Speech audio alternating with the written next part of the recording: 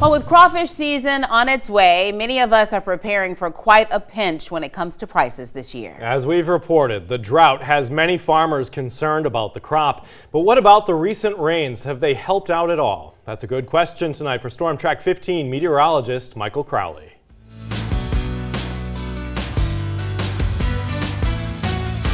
The crawfish crop is a disaster thanks to record-setting drought last year, but have the recent rains actually helped the crawfish crop? That's a good question, but first, let me give you some context. 2023 was the hottest year on record and one of the driest summers ever recorded in Lafayette. For crawfish that need ponds to survive in the summer months, this decimated the crawfish crop. Those ponds dried up and killed the majority of the crawfish. Crawfish specialist Mark Shirley with LSU Agriculture says this is a disastrous situation. Compared to the average last 10 years or so, they're only at 3% of what they've usually harvest by this time. 3%. So it's not 3% off, it's only 3% of what they normally catch by this time of year. Congressman Clay Higgins has requested federal assistance for the current state of the crop. LSU Ag says the estimated total losses are now at $140 million.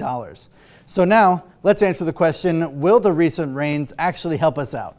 Not exactly. Normally winter rains like we had a few weeks ago, that will help crawfish. It'll get them active. It'll give some fresh water. It'll flow some water through the ponds.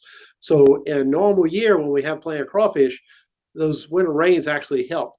Well, if there's no crawfish in those fields, rain right now is not going to bring them back to life. Now at this point, the crop is already destroyed. The only thing farmers really hope for is warmer weather, which will encourage the remaining crawfish into the traps. But the crop is still considered to be nearly a total loss. If you want to see your good question answered on the air, pull out your smartphone and scan that QR code on your screen with your camera. It will send you over to my email. Send in that good question, I'll answer it, and you can see it right here on News 15. I'm Storm Track 15 meteorologist Michael Crowley, and I look forward to hearing from you. Speaking of crawfish, I'll be tracking crawfish prices before, during, and after Lent for the 11th year here in Lafayette. You can follow along on our crawfish price index starting February 8th on News 15. With 10 years of data saved, we'll provide you with exclusive context to this year's prices. And if you're wondering, the highest prices on record were in March 2014 when we were paying an average of $7.61 per pound.